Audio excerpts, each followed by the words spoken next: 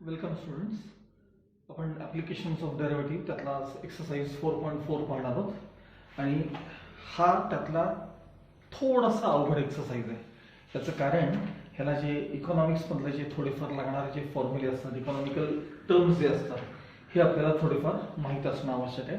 मी साधारण 3-4 दिवसापूर्वी एक मेसेज टाकला होता की टेक्स्टबुकमध्ये पेज नंबर 109 आणि 110 या 2 पेजेसवरचे सगळेच्या सगळे फॉर्म्युले जे दिसत आहेत हे आहे तसे वहीत लिहून काढा आणि ते बायहार्ट करा. जोपर्यंत तुम्हाला ते फॉर्म्युले पाठ होत नाही तोपर्यंत हे प्रॉब्लेम सॉल्व्ह करता येत नाहीत आणि हे एक्सप्लेन केलेले प्रॉब्लेम देखील कळत नाहीत. म्हणून अजूनही ज्यांनी केलं नसेल त्यांनी व्हिडिओ पाहण्याआधी एका सेपरेट पेजवरती हे सगळे फॉर्म्युले निदान समोर लिहून तरी ठेवा. त्यानुसार तुम्हाला हे पाहता येईल. ठीक आहे. आणखी एक साधी गोष्ट लक्षात ठेवा की आपल्याकडे द वर्ड मार्जिनल म्हणजे मॅथमॅटिक्समध्ये त्याचा अर्थ डेरिव्हेटिव्ह असा असतो. स्लाइट चेंज म्हणजे मार्जिनल आणि मग आपल्याकडे डेरिव्हेटिव्हचाही अर्थ तोच आहे, change in demand due to change in price म्हणजेच मार्जिनल डिमांड.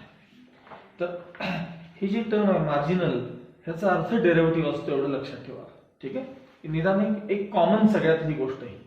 बाकी मात्र तुम्हाला रेव्हेन्यू म्हणजे काय हे माहीत पाहिजे, त्याचा फॉर्म्युला, हे सगळे इकॉनॉमिक्समध्ये आलेले टर्म्स आहेत तुम्हाला आणि त्याचे मॅथमॅटिकल फॉर्म्युले जे असतात ते फक्त बायहार्ट करायचे आणि प्रॉब्लेम सॉल्व्ह करायचे.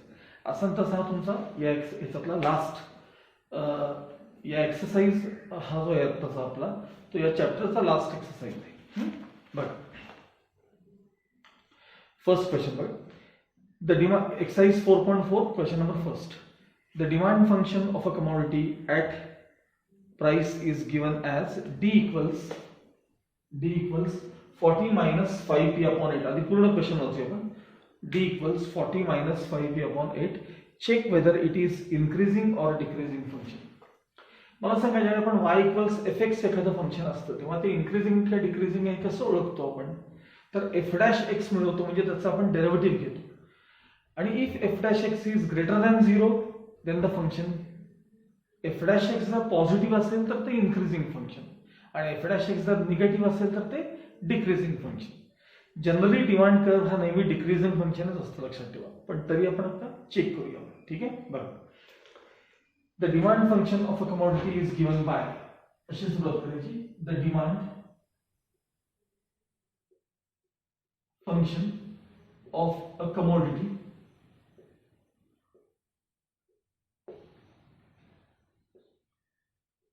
is given by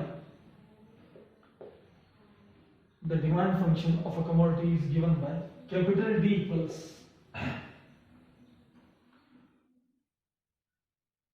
40 minus 5p upon 8.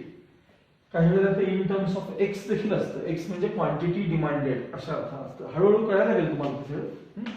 आता हा डिमांड फंक्शन तुम्हाला दिलेलं आहे आणि हे फंक्शन इन्क्रीजिंग आहे का डिक्रीजिंग आहे ओळखायला सांगितलं तुम्हाला.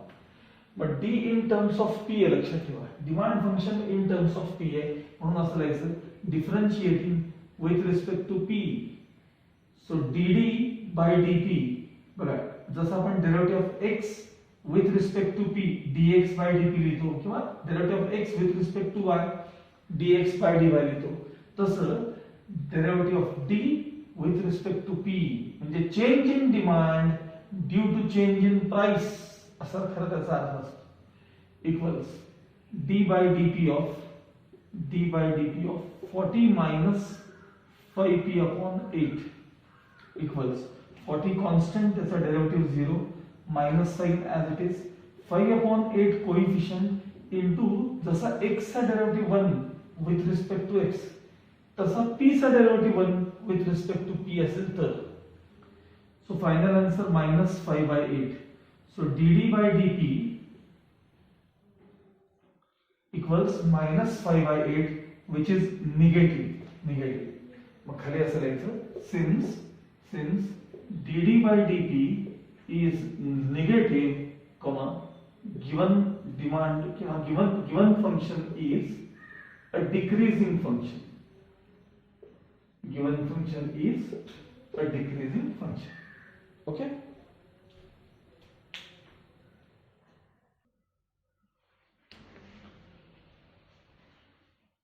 Second question, the price P for demand D is given as P equals 183 plus 120D minus 3D square.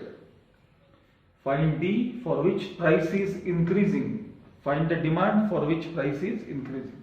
आता काही वेळेला आपल्याकडे कसं की y in terms of x किंवा x in terms of y असे दोन्ही प्रकारचे फंक्शन आपण पाहिले.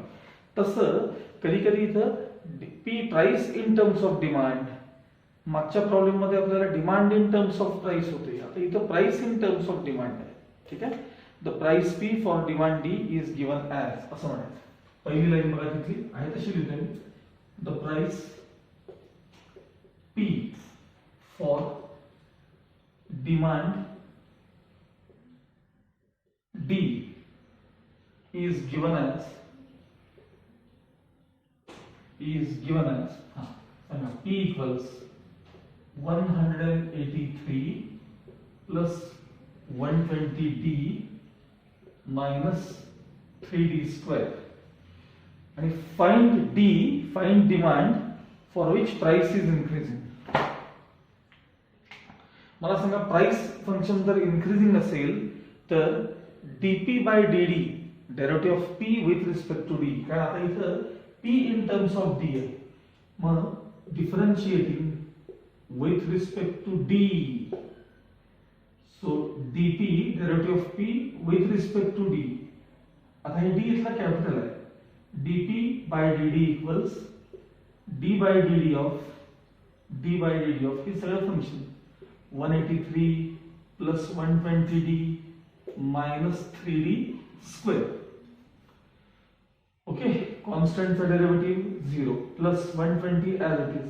d चा derivative with respect to d 1 minus 3 d square चा derivative twice d, d square चा जसा x square चा twice x तसा d square चा twice d. So dp by dd as it is equals 120 minus 3d 3 नहीं 6d, 3 to the 6 होना है, sorry 3 to the 6 60. If price function is increasing, then dp by dd is greater than 0.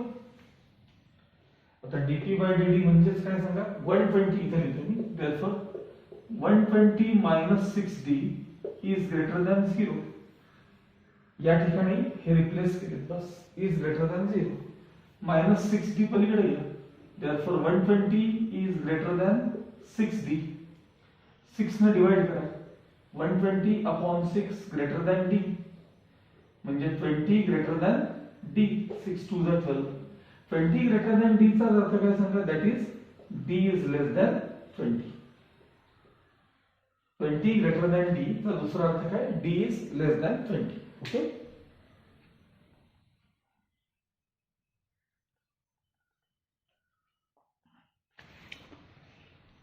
okay, now third question. But the total cost function of for production of articles, actually for production of x articles पाहिजे तिथं, तुम्ही तिथं लिहून घ्या x articles करा तिकडे.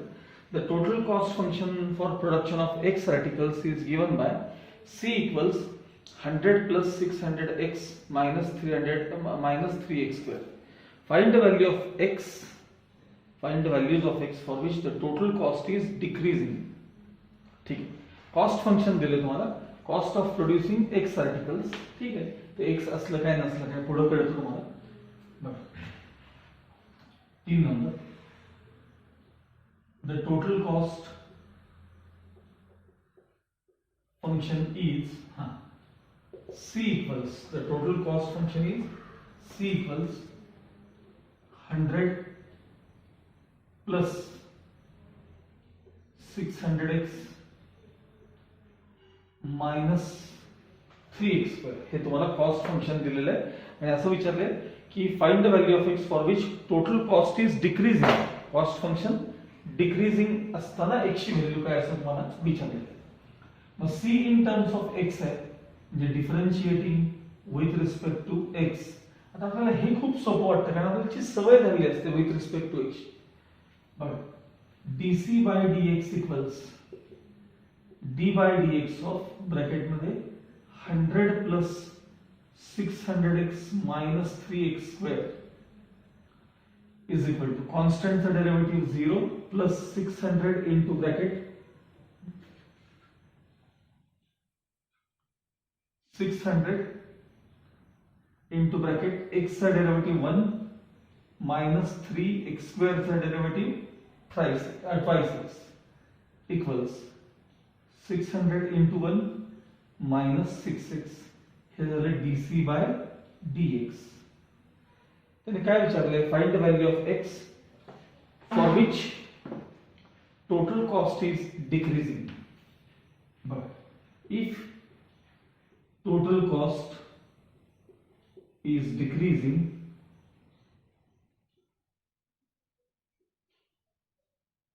then dc by dx is negative less than 0. म्हणजे 600 minus 6x is less than 0 minus 6x पलीकडे घ्या. Therefore 600 is less than 6x. 6 ने डिवाइड करा 100 less than x, that is x greater than 100. हे तुमचं final answer.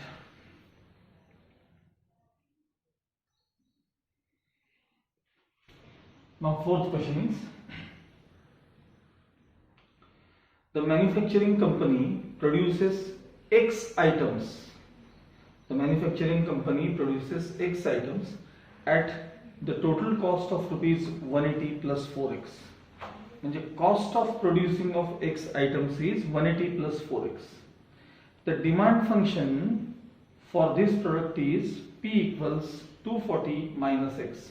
म्हणजे demand in terms of P दिलेले आहे तुम्हाला. Demand is a function of price. तुम्ही मागे जर पाहिलं तर पहिलीच लाईन आहे वाचून बघायला जाते. P equals 240 minus x. त्यातलं एक्स म्हणजे quantity demanded. Find x for which revenue is increasing आणि प्रॉफिट इज इन्क्रीजिंग. आता आपण थोडंसं मागच्या पेजवर जाऊया कारण हे पहिले 2-3 क्वेश्चन तसे सोपे होते. आता फोर्थ क्वेश्चन मध्ये तुम्हाला रेव्हेन्यू फंक्शन अशी टर्म आलेली आहे किंवा पुढं प्रॉफिट फंक्शन अशी देखील टर्म आलेली आहे. मग आता रेव्हेन्यू फंक्शन काय हे करण्याआधी सगळ्यात आधी तुम्ही एक लाईन वाचा की डिमांड हे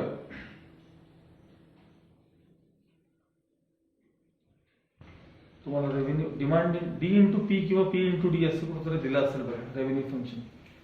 टेक्स्टबुक मध्ये सापडतंय का बघा रेव्हेन्यू फंक्शन कुठून मिळते का बघा तुम्हाला. त्या 2 पेज मध्येच कुठेतरी असलं पाहिजे. हा आहे बघा पेज नंबर 109 चौथ्या नंबरचा 4th नंबर त्यातला आहे बघा राईट साइडला आहे बघा. एक्सरसाइज 4.3 च्या उजव्या साइडला वरती 4 नंबर आहे बघा.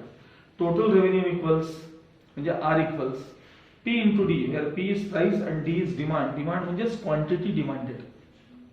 आता क्वांटिटी डिमांडेड तुमचं तुम्ही कसं एक्स म्हणायचं असतं सांगतो तुम्हाला. मला सांगा आत्ताच्या प्रॉब्लेम मध्ये कंपनी प्रोड्युसेस एक्स आर्टिकल्स वगैरे असं काहीतरी म्हटलेलं आहे. मला सांगा डिमांड असल्याशिवाय कंपनी एक्स आर्टिकल प्रोड्यूस करेल काय सांगा. कधीच नाही. लक्षात ठेवा. त्यामुळे ती एक्स जी असते ती क्वांटिटी डिमांडेड असते हे कायम लक्षात ठेवा. Quantity demanded. त्यामुळे काही वेळेला तुम्हाला हा टोटल रेव्हेन्यू किंवा रेव्हेन्यूचा फॉर्म्युला पी इंटू डी च्या ऐवजी पी इंटू एक्स असा वापरावा लागतो. पी इंटू एक्स काही वेळा नाही मोस्ट ऑफ द टाइम्स तुम्हाला तर रेव्हेन्यू फंक्शन जे आहे ते पी इंटू डी च्या ऐवजी पी इंटू एक्स असं वापरावं लागतं. हे एक लक्षात ठेवा. ठीक आहे. त्यानंतर त्याच्याच खाली टोटल प्रॉफिट असं म्हणलंय बघा. तिथंच त्याच ह्याच्यामध्ये टोटल प्रॉफिट सहसा प्रॉफिटला पाय डिनोट करतात. तुम्हाला दाखवलं नाही वाटतं पाय. ऍक्च्युअली प्रॉफिट पायने डिनोट करतात नेहमी. प्रॉफिट सहसा पायने डिनोट करतात. बरं बघूया कुठं सापडलं तर मी तुम्हाला नक्की दाखवेन. ठीक आहे. तर टोटल प्रॉफिट इक्वल्स त्याने काय म्हणले बघा आर मायनस सी. आर म्हणजे रेव्हेन्यू, सी म्हणजे कॉस्ट ऑफ प्रोडक्शन किंवा कॉस्ट. सगळ्यात पहिली गोष्ट लक्षात ठेवा की रेव्हेन्यूचा अर्थ कधीही प्रॉफिट नसतो. रेव्हेन्यू म्हणजे एकूण मिळकत आणि त्यातनं कॉस्ट ऑफ प्रोडक्शन मायनस केलं की उरलेला जो असतो तो प्रॉफिट. आता उदाहरणार्थ समजा की तुमचं एखादं दुकान आहे, एक्झाम्पल म्हणून आपण घेऊया, तुम्ही स्टेशनरी विकताय, तुम्ही स्टेशनरी, तुमचं दुकान आहे, स्टेशनरीचं दुकान आहे, तुम्ही समजा आज दिवसभरातलं एक ट्रान्झॅक्शन घेऊया आपण, तुम्ही 10 वह्या व नोटबुक्स आपल्या 10 सेल केल्या, विकल्या. एका नोटबुकची कॉस्ट होती 20 रुपीज, असं तुम्ही 10 नोटबुक्स विकले. मग 20 into 10 म्हणजे 200 रुपीज हा तुमचा प्रॉफिट झाला का सांगा रे? नाही. 200 हा तुमचा रेव्हेन्यू झाला, लक्षात ठेवा. हा रेव्हेन्यू जनरेट झाला. आता ह्या रेव्हेन्यू मधनं, या एकूण तुमच्या मिळकतीमधनं कॉस्ट ऑफ प्रोडक्शन म्हणजे तुम्ही त्या वह्या केवढ्याला मागवल्या होत्या. आता तुम्ही काही मॅन्युफॅक्चरर नाहीये, पण कॉस्ट ऑफ प्रोडक्शन म्हणजे आपण केवढ्याला घेतलं होतं. थोडक्यात कंपनी विचार करताना कसं करते, कॉस्ट ऑफ प्रोडक्शन आपली काय होते ते मायनस करा, उरलेला जो असेल तो काय असेल आपला प्रॉफिट असेल. कॉस्ट ऑफ प्रोडक्शन मायनस केले की राहिलेला प्रॉफिट. तसं प्रॉफिट म्हणजे रेव्हेन्यू मायनस सी. सी म्हणजे कॉस्ट ऑफ प्रोडक्शन किंवा टोटल कॉस्ट. सी म्हणजे कॉस्ट ऑफ प्रोडक्शन किंवा टोटल कॉस्ट. तर हा 4 नंबरचा पार्ट एकदा परत बघा. टोटल रेव्हेन्यू म्हणजे आर, त्याला आर अल्फाबेट आहे. पी इंटू डी, त्यातलं पी म्हणजे काय, प्राइस. डी म्हणजे काय, डिमांड. काही वेळेला demand in terms of x असते, काही वेळेला demand in terms of x असते. मग त्यावेळेस तो फॉर्म्युला पी इंटू एक्स असा करावा लागतो तुम्हाला. रेव्हेन्यूचा फॉर्म्युला पी इंटू एक्स असा करावा लागतो आणि मग पुढे प्रॉफिट. ठीक आहे.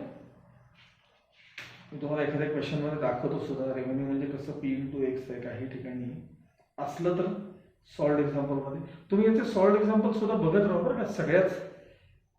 सगळ्याच ये ठीक आहे. कुठं दिसत नाही सॉल्ड एक्झाम्पल मध्ये मला. Revenue equals P into x किंवा हा आहे बघा. वेगवेगळ्या प्रकारे चेंज कसं करायला पाहिजे आहे. थर्ड एक्झाम्पल आहे बघा. सॉल्ड एक्झाम्पल मध्ये 3 बघा, पेज नंबर 111. Solved example 3.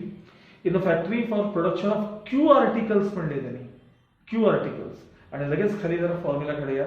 एक सोल्युशन मध्ये 4 लाईन सोडा. Revenue equals P into Q केले बघा. पी इंटू डी च्या ऐवजी आता पी इंटू क्यू. कळलं का मी काय म्हणते ते?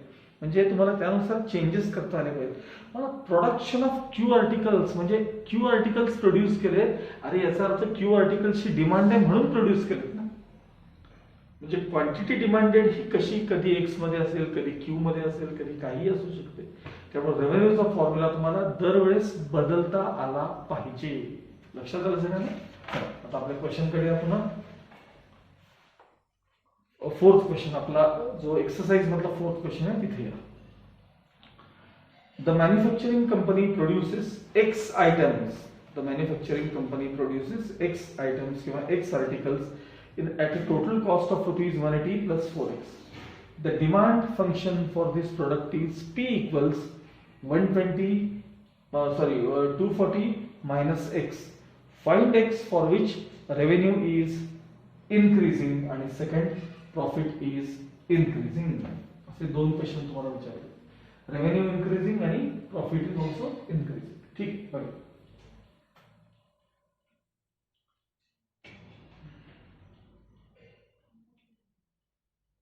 आपण पहिल्यांदा demand function is given bye. आपल्याला पहिला प्रॉब्लेम रेव्हेन्यूचा आहे, त्यामुळे डिमांड कडे लक्ष द्या. ठीक आहे. 4 नंबर.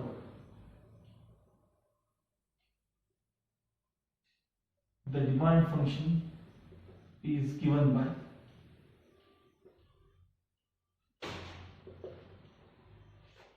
पी इक्वल्स काय सांगा 240 minus x. Number of articles किंवा नंबर ऑफ आयटम्स जे आहेत ते किती आहेत वाचावं. नंबर ऑफ आयटम्स इक्वल्स किती आहेत सांगा एक्स. मध्ये revenue function is given bye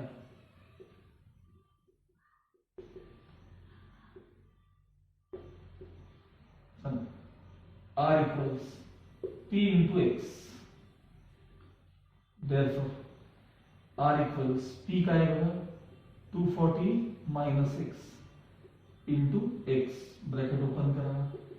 r equals 240 minus X square. r in terms of x आहे म्हणून differentiating with respect to x. Differentiating with respect to x. Derivative of r with respect to x dr by dx. Derivative of r with respect to x dr by dx equals d by dx of 240 minus x square 240 minus 240 x पाहिजे होता मी इथे लिहायला चुकलोय x ने open केल्यानंतर इथे इथे चुकलोय इथे दोन्हीकडे लिहायला चुकलोय आता मी ऍक्च्युअली हा x into 240 240x minus x into x x square ठीक है 240x minus x square equals 240 into x का डेरिवेटिव 1 minus x square का derivative 5x so dr by dx equals 240 minus 2x आता क्वेश्चन मध्ये बघा काय विचारते बघा परत find x for which revenue is increasing but find x for which if revenue is increasing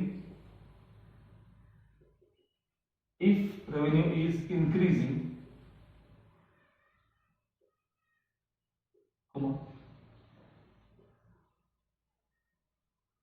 then dr by dx is positive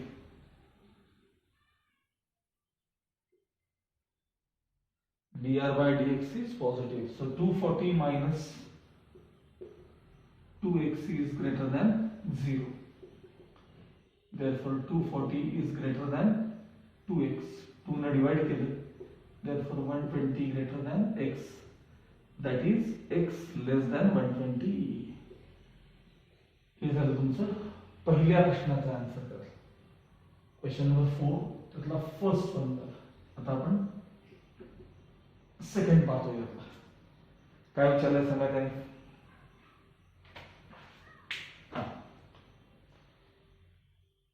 find x for which profit is increasing profit साठी आपण पहिल्यांदा revenue function तुमच्याकडे तयार आहे हे बघा हे revenue function आहे आर इक्वल्स हे काय सांगा हे तुमचं रेव्हेन्यू फंक्शन आहे ठीक आहे डिफरन्शिएट करायच्या आधी घेतलेले रेव्हेन्यू फंक्शन आहे आता टोटल कॉस्ट फंक्शन किंवा कॉस्ट फंक्शन कुठे आहे बघा total cost function is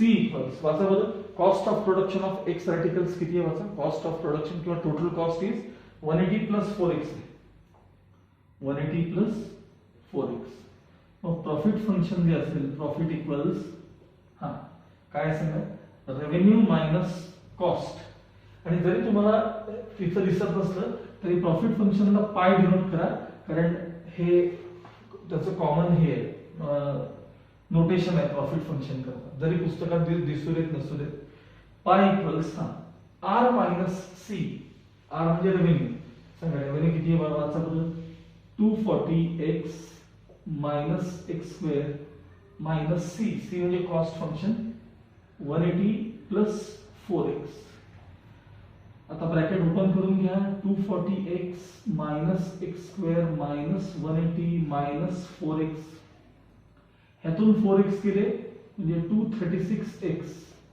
minus X square minus 180 हे झालं तुमचं प्रॉफिट फंक्शन म्हणजेच पाय आता पुन्हा बघा pi profit function in terms of काय सांगा x आहे माझ्या खाली पुन्हा द्यायचं differentiating with respect to x ठीक आहे पण derivative of pi with respect to x d पाय by dx equals d by dx of bracket मध्ये 236x minus x square minus 180 ठीक आहे आता डेरिवेटिव बघा 236 into x चा डेरिवेटिव 1 minus x square चा डेरिवेटिव 2x आणि कॉन्स्टंट चा derivative 0 so d pi by dx equals 236 minus 2x काय विचारले तुम्हाला त्यांनी प्रॉफिट इज इन्क्रीजिंग का डिक्रीजिंग विचारले वाचा profit is increasing if profit is increasing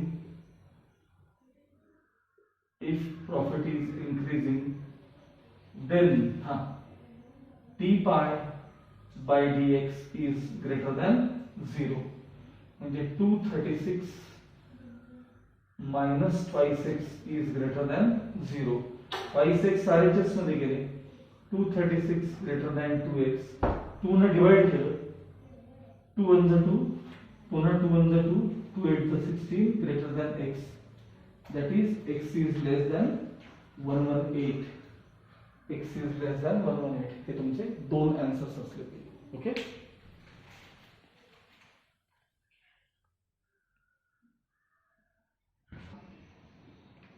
Okay. Now fifth question is, for manufacturing x units, labor cost is 150 minus 54x and processing cost is x square. दोन वेगवेगळ्या cost दिलेत, तर त्यांची addition म्हणजे total cost. ठीक आहे. Price of each unit is p equals 10800 minus 4x square. Find the values of x for which total cost is decreasing and second is total revenue is increasing. ठीक है. बघा, total cost equals दोन प्रकारच्या cost आहेत, labour cost आणि plus processing cost. Labour cost plus processing. सांगा, total कॉस्टला आपण C म्हणतो.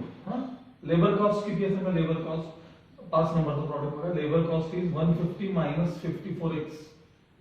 150 minus 54x plus processing cost काय दिली आपल्याला? x स्क्वेअर दिलेली आहे. बरोबर आहे. Processing cost x square. आता खाली पहिला क्वेश्चन आहे, total cost is decreasing. Find the value of x when total cost is decreasing. हे तुमचं कॉस्ट फंक्शन आहे. Now differentiating with respect to x. So dc by dx, derivative of c म्हणजे cost function with respect to x equals d by dx of 150 minus 54x plus x square. Constant चा derivative 0 minus 54 into bracket x चा derivative 1 plus x square चा derivative twice x. So dc by dx equals minus 54 plus 2x. काय विचारलंय तुम्हाला? Find total cost is decreasing असं विचारलंय. If total cost is decreasing, then dc by dx is less than 0, negative. Therefore, minus 54 plus 2x is less than 0. Therefore 2x less than 54. 2 ने divide करा, x less than 27. आता आपला पहिला question झाला. आता second question आहे, revenue is increasing. मग आपला पहिल्यांदा तर price of each unit is given bye. Price function तुम्हाला काय दिले ते लिहून घेऊया.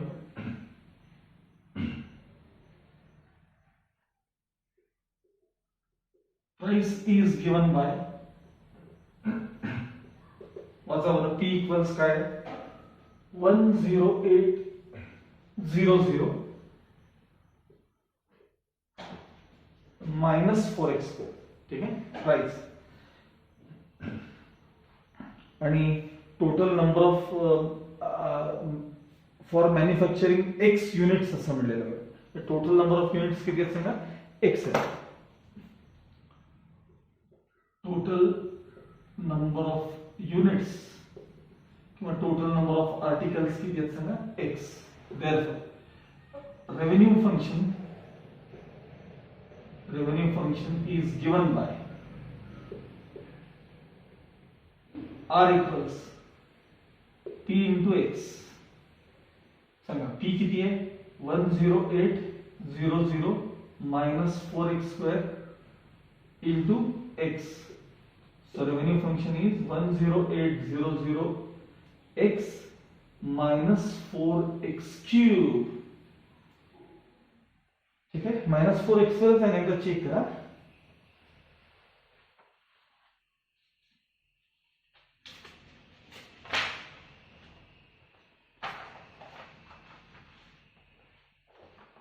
ठीक. आता काय विचारलं आपल्याला, रेव्हेन्यू फंक्शन इन्क्रीजिंग विचारलं का डिक्रीजिंग विचारलं होतं? Increasing. If revenue function is increasing, if revenue function is increasing or increasing, then आपण डेरिव्हेटिव्ह घेतलाच नाही, सॉरी. अजून नुसतं रेव्हेन्यू फंक्शन तयार केलं, त्याचं डेरिव्हेटिव्ह घेतल्याशिवाय आपल्याला कळणार नाही ना, सॉरी. हा, differentiating with respect to x. So derivative of r with respect to x equals d by dx of bracket मध्ये 10800x minus 4x cube. आता थोडं एक स्टेप फक्त डायरेक्ट करणार आहे. 10800 into x चा डेरिव्हेटिव्ह 1 नाही राहायचं, मायनस हे पुढे आणले की 4 3 12 x स्क्वेअर होतो. 4 3 12 x स्क्वेअर. आता इथे कंटिन्यू करूया. इफ रेव्हेन्यू is increasing,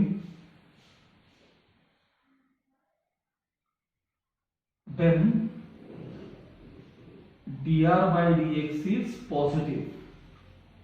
आता dr by dx इथे बघा, 10800 minus 12x square is greater than 0. आता हे मायनस 12x स्क्वेअर पलीकडे घ्यायचं. मी इथं लिहितो बरं का, या साईडला. 10800 greater than 12x square.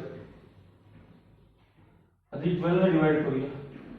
10800 upon 12 greater than x square. 12 1 12, 12 9 जा. So 900 greater than x square, that is x square less than 900. अर्थ आहे कसं, 900 मोठे आहेत x square पेक्षा, म्हणजे x square लहान आहे. आता स्क्वेअर रूट घ्या, therefore x less than 30. Actually minus मध्ये पण प्लस और मायनस, पण इथं x म्हणजे क्वांटिटी डिमांडेड असते किंवा नंबर ऑफ युनिट्स असतात प्रोड्यूस, मग ते निगेटिव्ह कधी नसतात. त्यामुळे इथं स्क्वेअर रूट घेताना प्लस और मायनस साइन घ्यायचं नाही. ओके, साधारण इथपर्यंत आपण क्वेश्चन बघितलेत. आता पुढचे क्वेश्चन नेक्स्ट मध्ये पाहणार आहोत, पण त्याआधी परत सांगतो, सगळे फॉर्म्युले एका पेजवरती लिहून ठेवा, वहीत आधी लिहाच, शिवाय एखाद्या पेजवरती लिहा. सारखे सारखे ते बाय हार्ट करा, आणि याच्या पुढे आपल्याला अजून थोडे प्रॉब्लेम्स, इलास्टिसिटी ऑफ डिमांड वगैरे थोडे अवघड आहेत.